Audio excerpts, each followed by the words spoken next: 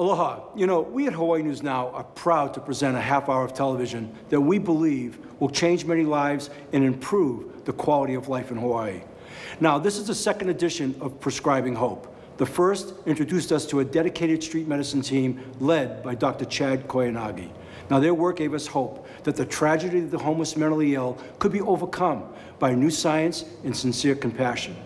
But tonight, in Prescribing Hope, Trapped on the Streets, we learn why the work of that team is being hamstrung by a legal system that leaves people held captive in homelessness by their illness and by their own civil rights. So like the first edition of Prescribing Hope, you may be disturbed by some of what you will see, but you'll also be inspired by what one family was willing to do to end decades on the street for their loved one. But most of all, we hope you see that there is an urgent need to change the law, allowing assisted community treatment so that people who are literally dying helpless on our streets can be helped, even against their will. Now, the legislature is on the verge of making that change in the next few days, and we cannot allow it to fall through the cracks. Otherwise, it will be people falling through the cracks, people who need our help and who really can be saved by prescribing hope.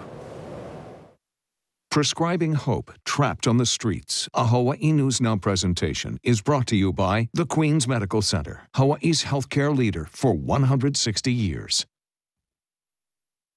And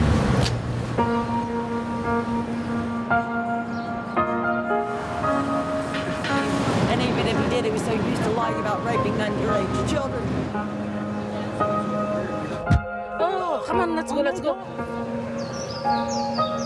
Everybody can see that we have many people who are mentally ill and living on the streets. Where did you grow up, Tanya? In the mountains of America. Yeah. That's the truth. As I work with many of these folks, many of them you don't think have any family involved or any family that tried to help them, but it's actually quite the opposite. So I kind of like being homeless. Many of these folks have had families who tried for years or decades to try to get them help. I can't speak when there are spies around. They eventually just gave up. That's pretty bad. What you're left with is this person who is alone on the streets. I said, well, why you that woman put that on my face?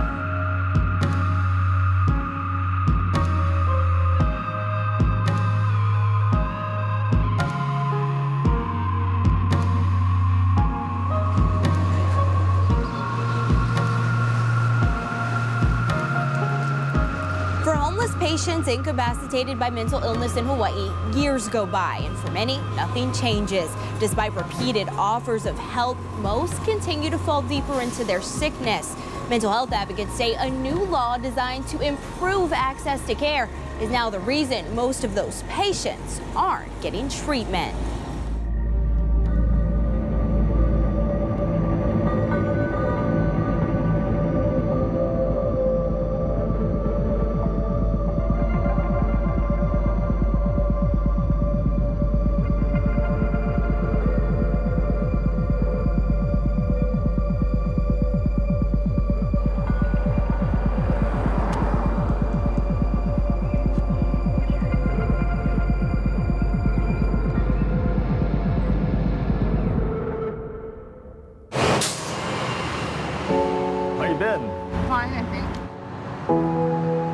We see people who are very severely mentally impaired.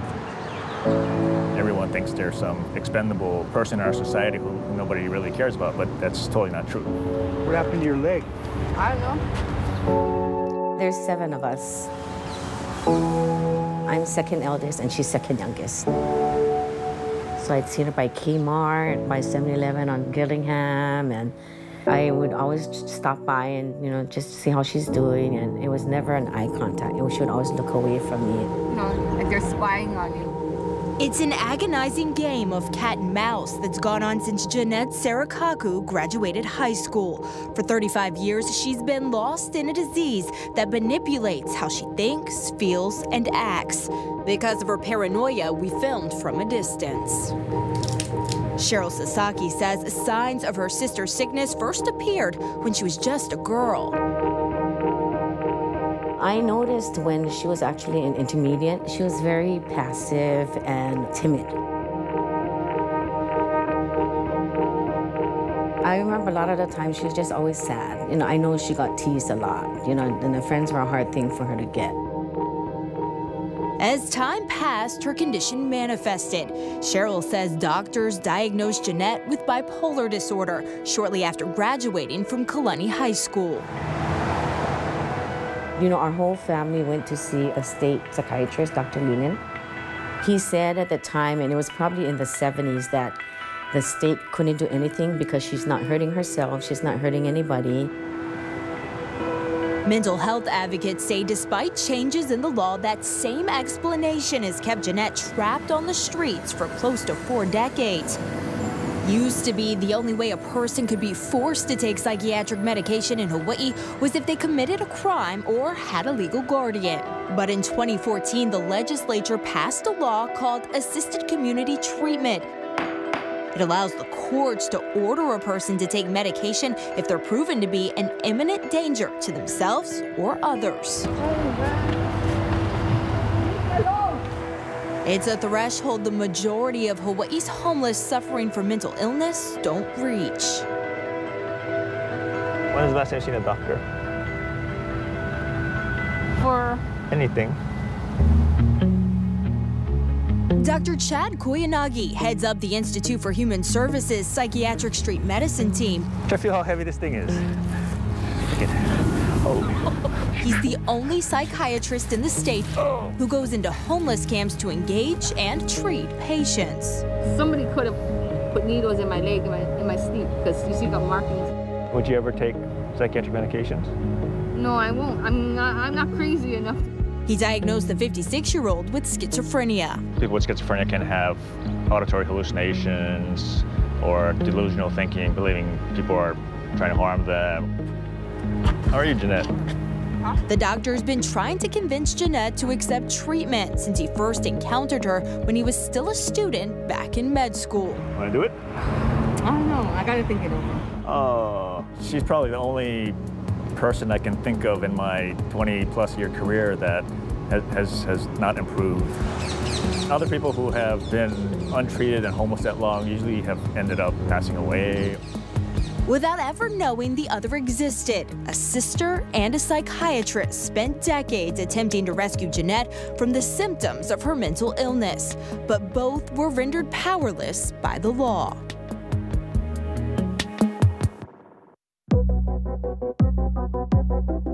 It's a story that plays out in one form or another every day in communities across Hawaii. Do you need anything?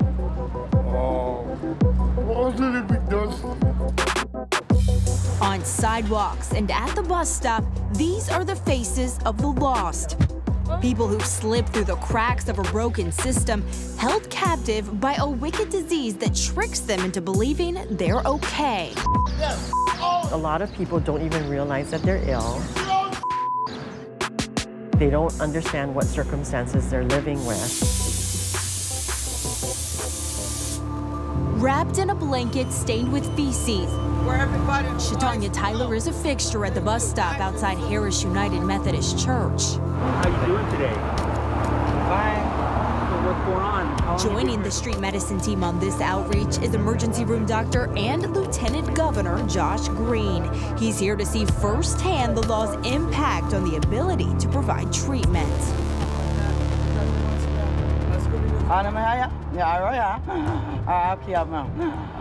You don't talk American Indian non-Quincy.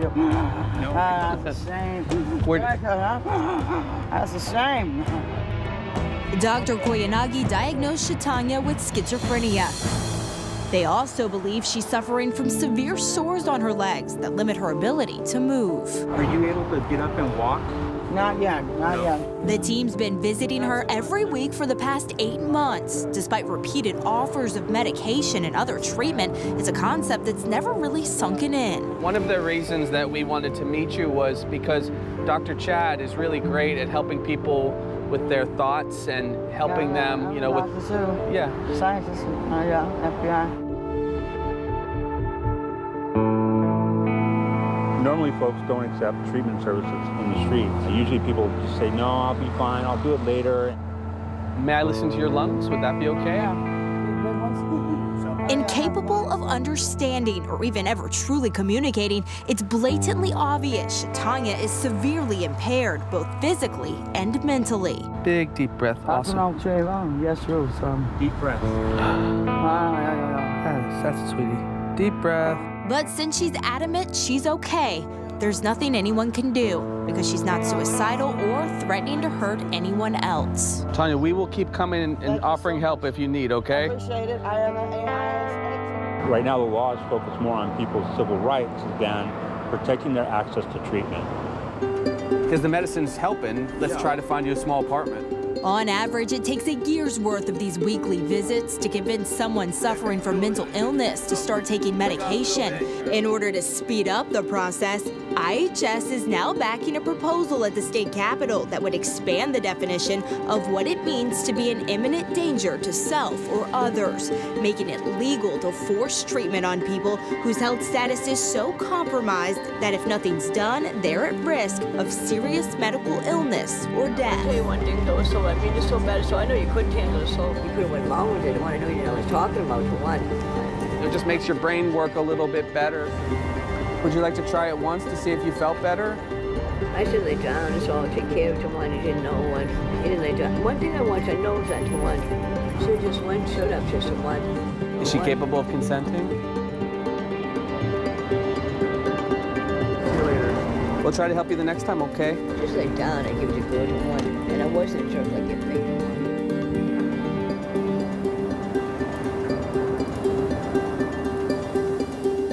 They're showing up in the ER with exaggerated wounds, large amounts of infection. Can we see your leg, Uncle?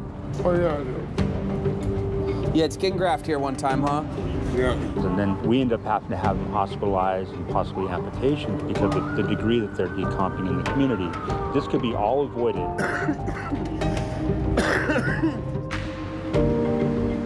Since the assisted community treatment law went into effect in 2014, it's helped just 2 people a year. It's incredible what is possible. And on the flip side, if we don't improve this program, we won't be able to get to the tough cases.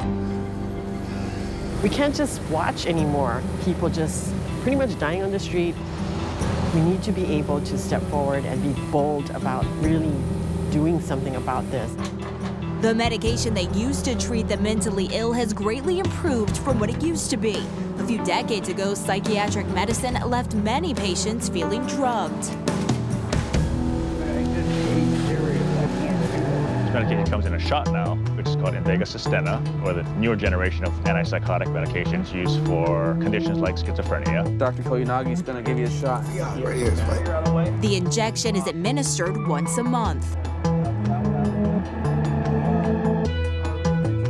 I wouldn't mind living in my own apartment like I did before. These medications are game changers in that they dramatically increase someone's functioning. I tell you what, man, it's gonna really help me a lot. It's gonna be really nice if you do that for me.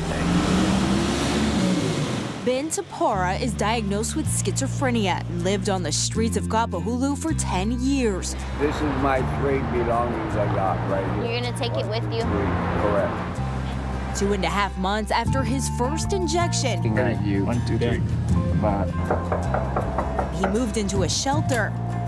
Hey, man. Hey, Brett, how you doing? Now he's been living in his own apartment going on 2 years and has been reunited with his family. Look at them. They're just full of life. I want to thank the people for helping me. Ben's not alone. Since IHS launched its psychiatric street medicine program in 2017, it's been able to treat a total of 60 people. So far, 40 have gotten into housing. The other 20 are expected to be off the street in the next few months. Saying prayers You don't have to give up hope on people, that there is a way for people to find their way back, and in many cases, find their way back to their families.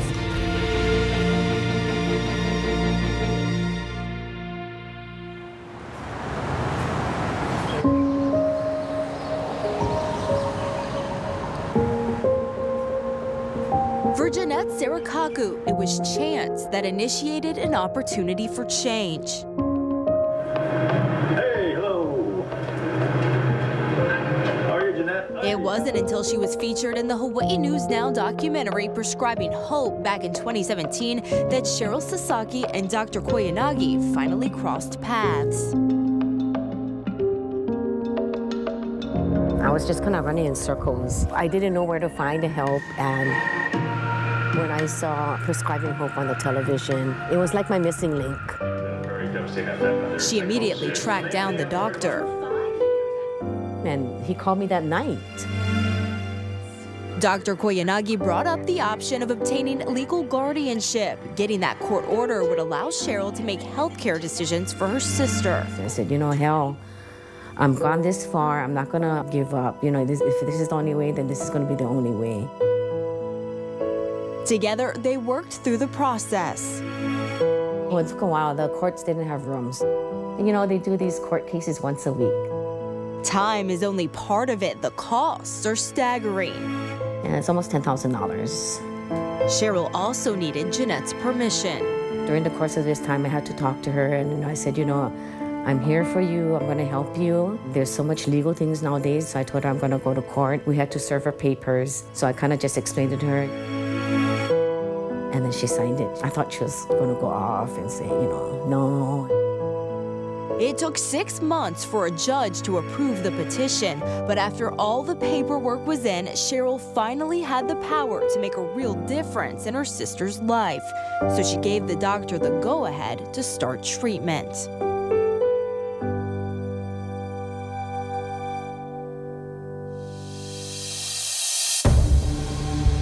It's gonna be okay, Jeanette. You know, maybe today's the day things change. You're gonna be all right. With help from Honolulu police, the IHS street medicine team was able to have Jeanette admitted into Castle Medical Center. Jeanette, I want to introduce you to my friend Alan. They're gonna help transport you to the hospital. You know, we're gonna walk through this process with you the whole way. You want to sit down? I'm gonna go. No, you're gonna go. You gotta come in. I don't want the hospital. Okay. I don't need the hospital. I didn't do nothing to my phone. I don't want to. I don't want to. I don't want to.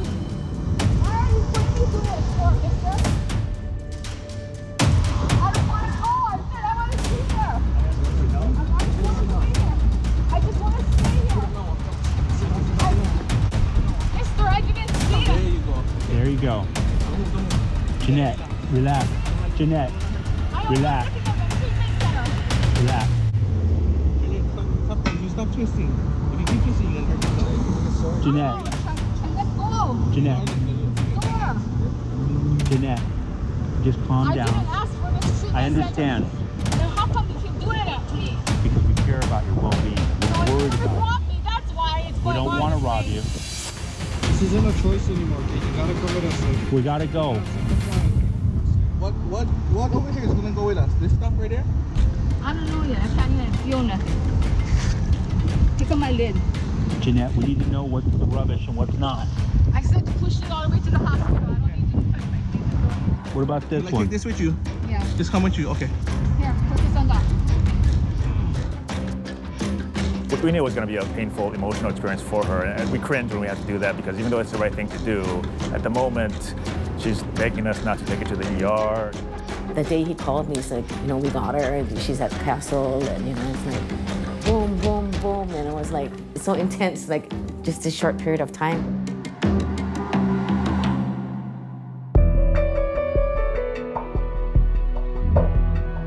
Of course, she didn't want to be there, was very resistant, didn't want to take medication, took some heavy encouragement for her to take the shots. Jeanette was hospitalized for a week. In addition to psychiatric treatment, doctors cleaned and dressed severe wounds on both of her legs. After her release, she spent about a month at Tutu Burt's, a shelter for people who are medically frail. Her kind of hostility went down, her ability to have a conversation increased, her hygiene increased, she became less fixated on collecting trash. For more than a year and a half, Hawaii News Now documented Jeanette's journey from afar because of her paranoia with cameras. that also changed. Yes, I feel more comfortable now. We caught up with her on Alakea Street. She told us about spending time with her sister. She makes me believe in the past. And her plans to get a permanent place to stay. I would rather be at the safe haven. There's a space I'm going to jump in as soon as possible.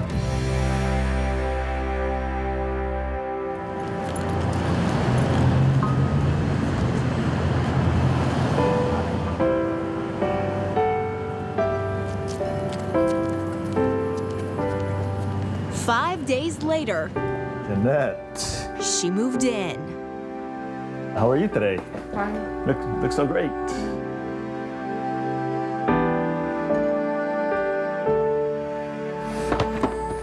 After her first dose of schizophrenia medication, she was no longer resistant to taking the shot, even agreeing to come into a clinic.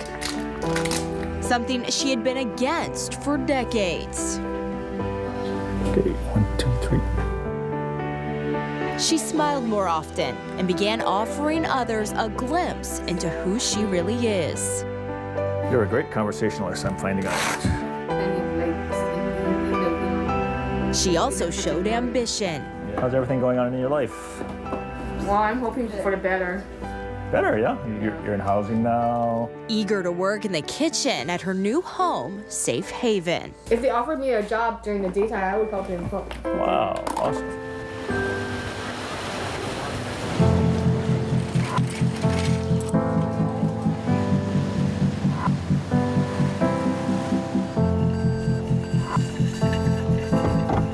So just get on King Street, then go straight, yeah? Now Jeanette's life includes standing dates with her sister. They meet up twice a week. She calls it cruising. But there's a Kansas seat. Down there, I got fire, yeah. You need that, it's Jack in the Box. Like a chicken sandwich meal deal. They have? Yeah. I'll pay my own. I have money. This year has been an incredible year. Thankful to have Jeanette back in my life, in our whole family's life, actually. We go to eat lunch places. Before, she would just be in the car, and she ordered her own food, and she did her own purchase. It's open. On this day, they're headed to the park for a picnic.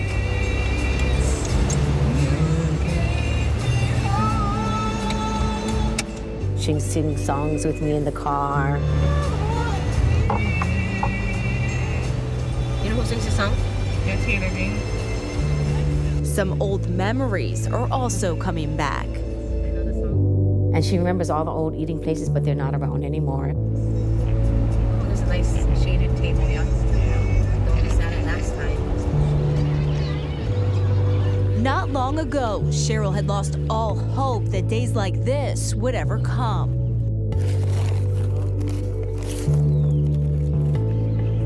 There are still times when not everything Jeanette says makes sense. It's to be expected in this stage of her recovery. Still, Cheryl is proud to say her sister has improved 1,000% compared to a year ago. 1,000% meaning she has medication, she has housing. Mentally wise, I think she's better. She smiles. She says, thank you. Starting to take care of herself, too. It's good to see her back in society.